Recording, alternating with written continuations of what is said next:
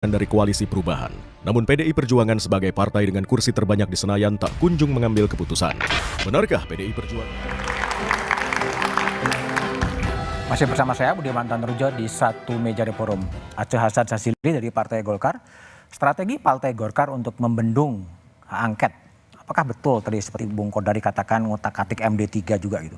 Mau dikerjain gitu? Ya saya kira nggak sejauh itu ya. Enggak ya? Memang saya ngasih ide sih sebetulnya. Ide saya. Saya kira nggak sejauh itu. Tapi kita tahu bahwa yang namanya DPR tentu adalah institusi politik ya. Dan dalam konteks institusi politik tersebut pasti menurut saya di situ ada proses negosiasi dan lain sebagainya.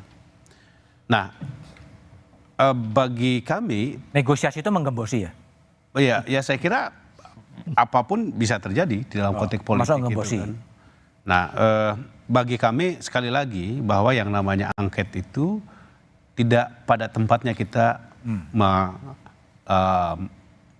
melakukan evaluasi. Bukan kita anti terhadap evaluasi atau penyelidikan terhadap kasus yang terjadi pada pelaksanaan undang-undang. Tetapi kan kita harus punya satu pemahaman yang sama bahwa secara kelembagaan demokrasi juga menuntut adanya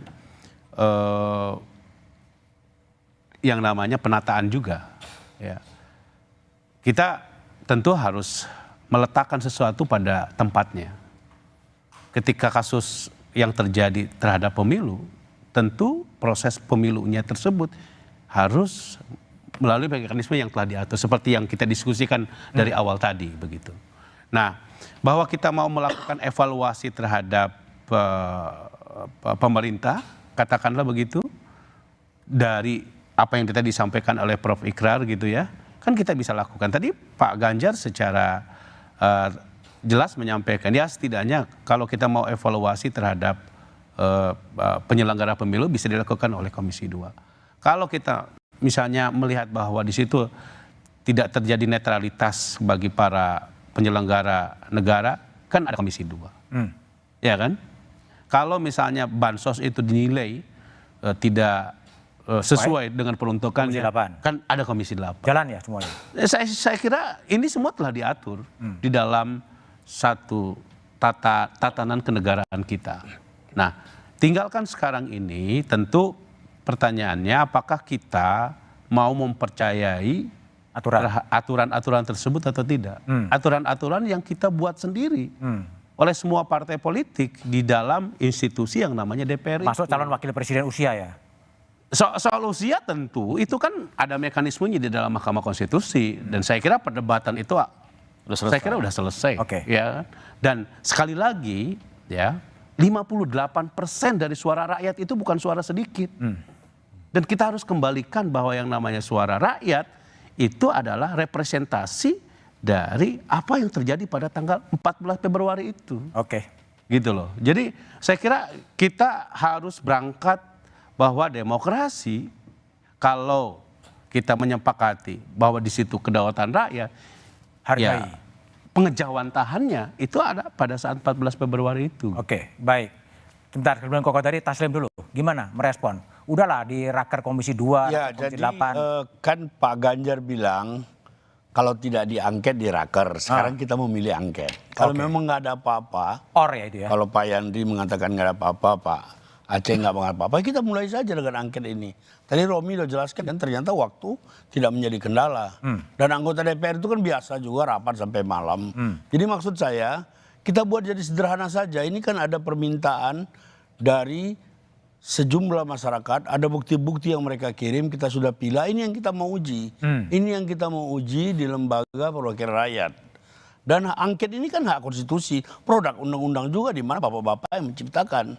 Jadi apa yang salah dengan itu? Kalau kita ingin coba, kenapa tidak gitu loh? Justru kita ingin membuat kanalisasi. Daripada tiap hari orang demo di jalan tidak produktif, ini kita buat seperti ini, menurut saya lebih terhormat dan Lebih terhormat ya, civilized ya. Tapi gini, Mas Oke, Budiman. baik. Bisa Kodari sedikit, gimana? bisa sedikit. Bentar, Kodari dulu. Saya. Sebetulnya diskusi Anda berdua itu nggak relevan karena penentunya di PDI Perjuangan. Loh, iya dong. Iya kan, seberapapun inginnya Nasdem kan sudah mengatakan tergantung PDI Perjuangan, gitu. Jadi ya makanya mohon maaf nggak relevan. Saya mencoba menjawab beberapa ya. Pertama Mas Romi ya. Kita kan belum keluar nih hasil resmi dari KPU. Jadi boleh juga saya mengatakan rasa-rasanya yang menang di luar negeri itu bervariasi. Dan saya khawatir Mas Romi itu justru mengutip hoaks yang beredar beberapa hari sebelum coblosan loh. Waktu itu ada hoaks yang beredar di mana-mana sebelum coblosan. Itu satu ya. Tapi jangan dibantah kan hasil resmi kan belum keluar kan? Belum rekap. Iya, belum rekap. Jadi baru mulai hari ini, Iya, belum ada.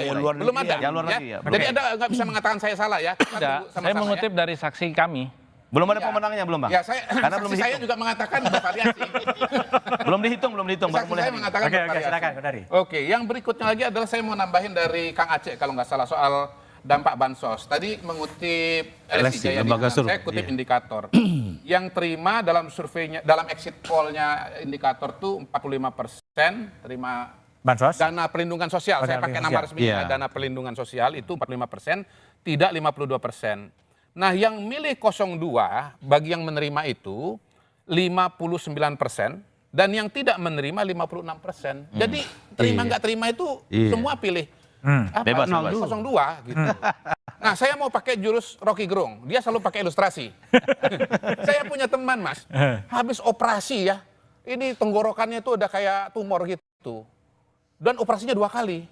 Tapi dia bencinya setengah mati kepada 02 dan tidak di 02. Milihnya 01. Jadi orang yang sudah diselamatkan karena nyawanya karena BPJS dari pemerintah tetap nggak milih 02 dan tetap tidak mendukung Pak Jokowi. Nah, kemudian yang berikutnya lagi, ini kan ada mitos mengenai bansos. Seolah-olah 496 triliun itu semua buat menggerakkan suara 02. Lalu dibandingkan dengan ini dananya hampir sama dengan zaman Covid. Kita harus bongkar isinya seperti apa. Ini saya walaupun bukan anggota DPR ya, saya bongkar APBN ya. Iya. Jadi memang 2024 itu Mas Budiman 496,8 triliun. 2020 zaman Covid ada 495 triliun. Mirip. Tetapi sesungguhnya porsi terbesar dari kenaikan itu bukan bantuan sosial yang berupa pangan dari dinas sosial, bukan Kementerian Sosial. Tapi justru dari energi, dari 108 triliun ke 185 triliun. 80 triliun sendiri, Mas. Subsidi BBM.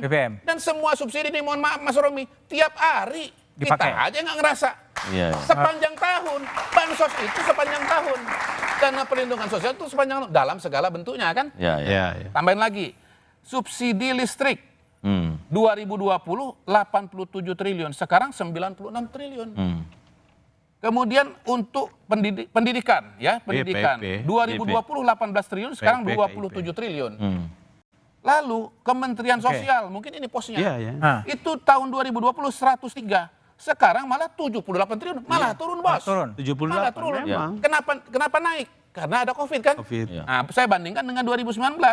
Kementerian Sosial tadinya 53, jadi 103. Poin saya adalah ini sebuah mitos luar biasa. Ini bansos. Begitu di breakdown isinya kebanyakan untuk sektor energi. Iya, jadi mohon maaf ya, ini membesar-besarkan hal yang kecil.